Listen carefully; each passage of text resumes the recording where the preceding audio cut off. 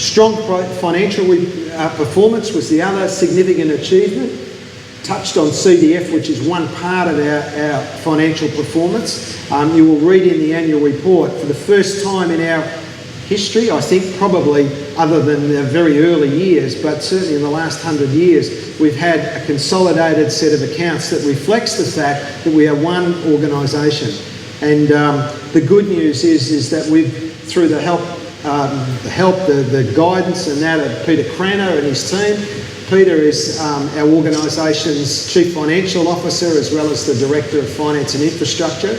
Peter has done a fantastic job with all the team of managing all this and good stewardship, getting things the way that they should be.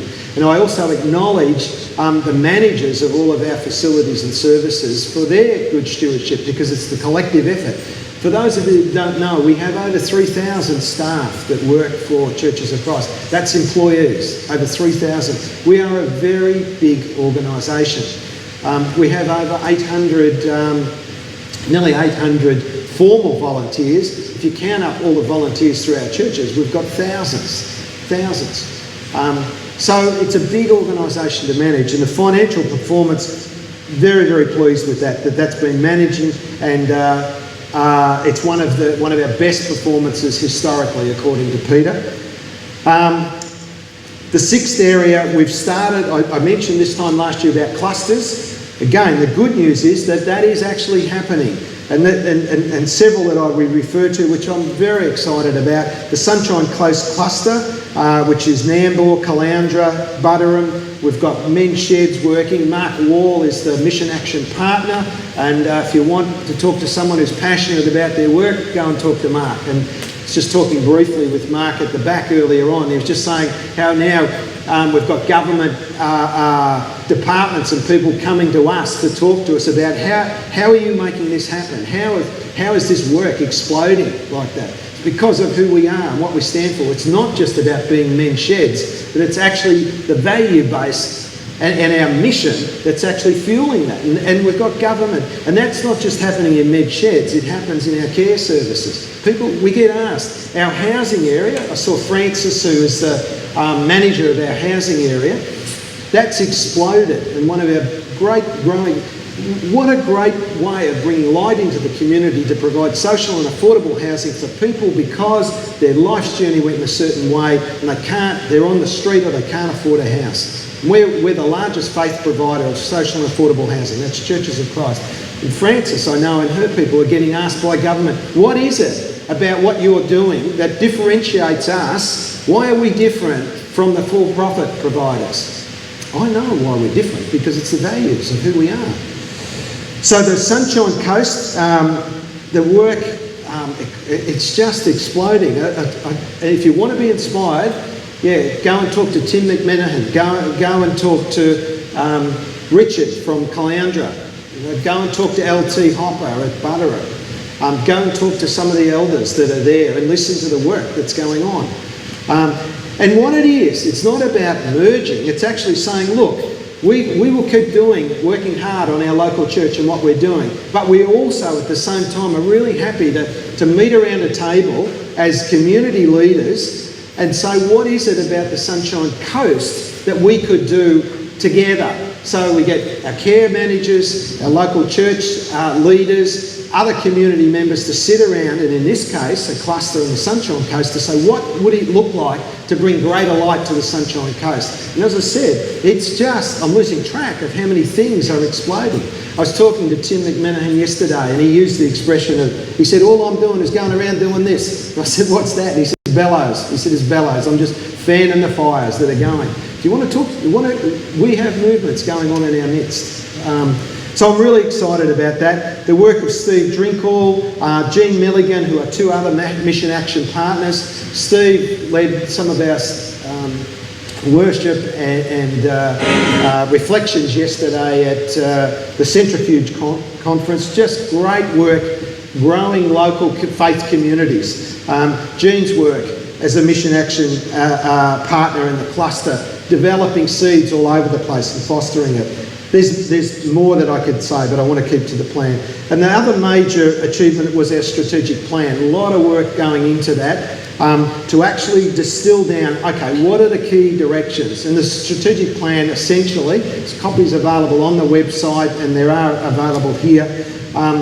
I'd encourage you to read it. It's a strategic plan for Churches of Christ in Queensland, obviously not for your local church or indeed a local care centre, but it is attempting to portray, if we have a presence in over 100 communities around Queensland, if we've got over 200 actual facilities and services, if we've got over 3,000 staff, if we've got all of these volunteers, if we've got over 70 congregations that are out there, what is it? What's the glue? What is it that we are trying to do? What's the commonality overall as a movement?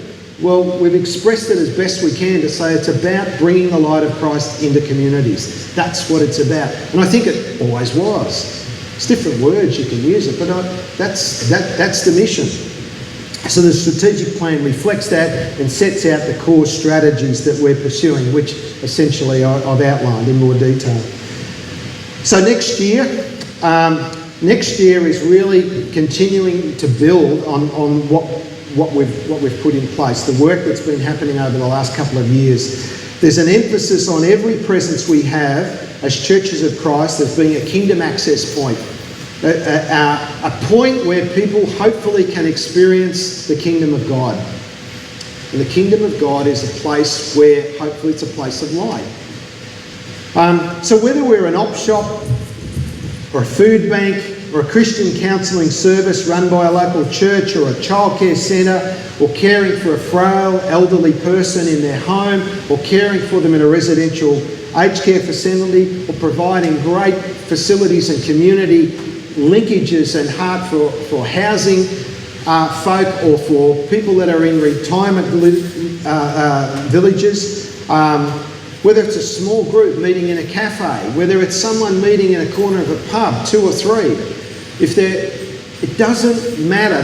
If they are 2 or more gathered in my name, Jesus said, I am there. So it's really important, and I talked about 2 stories last year, and I'll close it up on this point, but I want to emphasise it. Even last night, it was interesting. Lyle and Hazel Morris are here. And I was talking with Lyle at dinner, and Lyle was filling me in on some of the work with AICF, our Indigenous brothers and sisters. And if you not forgive me, but just making mention, Lyle reflected back on the language that is used. And he said to me at one point, the language that was used in relation to our Indigenous brothers and sisters is we sort of do stuff for them. Now I get that, but it triggered me because I thought that's exactly what we were doing about we, somehow our churches, and them, our care services, or them are over there. I started with this, and I want to keep emphasising this. Even last night, as I said, it's interesting language that we use. And Lyle said it's really appreciative of stuff being done, but the we is all of us. Why are we acknowledging them when in fact they're actually part of us? Do you get it, what I'm saying? The we bit is really, really important. And I emphasise it again. I suspect everyone sitting here, when I'm saying this, would say, yeah, I get that. The problem is when we go back out into our own settings, we default back to this subliminal state of mind. The church is the body, it's all of us. All of us. Jesus said it, if 2 or more are gathered in my name, I'm there. So I'm encouraging us to keep living in the news story of Churches of Christ in Queensland is all of us. So it's not we and them. Yes, we must work in our own settings and do. We'll talk in a forum in a minute. Neva, she said she was nervous, but I'll get her to talk just briefly about, okay, there's this a residential aged care facility where her job is to make sure that those 70 plus residents are given the best possible care, Christian care. Of course we've got to do that. But it's more than that, because families connect in there, volunteers connect into there.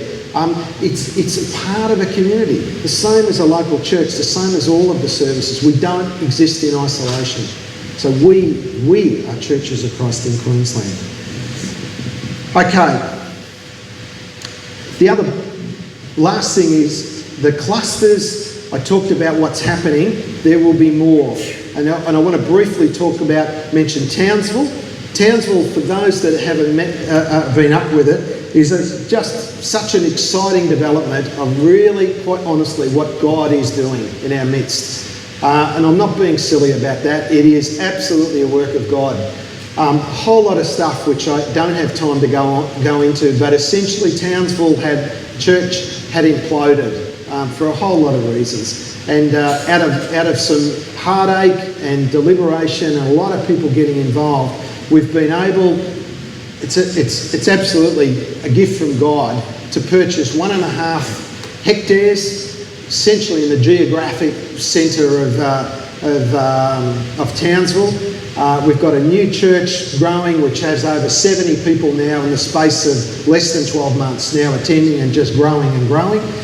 We've been able to bring all of our care services, so our pathway staff, our residential facilities, all onto this Townsville site.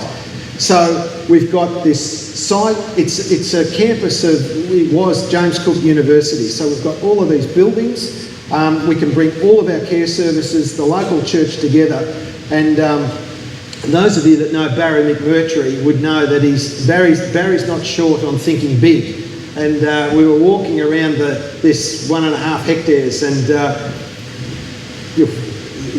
I'm talking to in camera here, but Barry said that he leant conspiratorially to me, and he said, do you reckon Desley and the team can get the biggest sign possible and put it out on the highway that says Churches of Christ? And he said, for once I want to blow the Catholics off the top of the hill. And Barry's heart was working with everyone, but it was just, I really enjoyed that exchange, because it was about standing tall and saying, we're really impacting Townsville here. You know, we really are. And this concept of we, instead of them over there and them over there and we do our little thing over here. It's just a great thing. We've got it happening at Mitchelton, we've got it happening at Springwood, we've got it happening, I could go on, in many centres. And why? It's happening because people are starting to get it and stop this thing of we're just in our own little box here, and we really don't want to talk with the community, or we don't want to talk with those people over there. I know there's been fractures in the past and there's good reasons for all that, but that was then, this is now. So, it's all about, ultimately, the top number one goal of our strategic plan is more faith communities, more followers of Jesus. The integrated communities, that I'm calling it, the clustering concept of bringing things to work together, concentrating on their own areas, but cooperating and working together by clustering, moving it into integrated communities, is where we will see new churches birth. Mitchelton is another example where we've had aged care facilities, we've got a dementia centre being built, a centre of excellence, we've got new housing, social and affordable housing units being built, we have retirement living being built. We're building a big community centre, and we're building a new archive centre. It's a major capital development program. We will have quite a number of hundreds of people connected that we are caring for in one way or another. But the community centre will be the birth of a new church, and so it's very intentional doing that. Townsville, as I said, is an example that the church has imploded and we've got a new church. That model where we can actually grow it off bringing services together, getting a big community hall or service such as this, by working together we can do it. For an individual church to try and mount something new, literally, it seems to me, anywhere you want to pick in Queensland, you need $2 million before you start to buy land and contemplate putting a building on of any sort of size. No local church really has that horsepower or that capacity. So it's becoming virtually impossible. The model that we once had of buy a block of land, build a building, hopefully you can get a young minister with a few children to parachute in, and we will grow a church. It once was like that, but it's not now, and we know that. So the new models will be connecting to the community with caring services, making ourselves valuable and connected to the community, and out of that birthing new faith communities. That's the way it's going to happen. Okay, I'd like to finish at that point and ask the panel members to come up, and we'll just need to do a few shuffling with some stools and what have you. And I want to, if you like, take this forward a little bit more.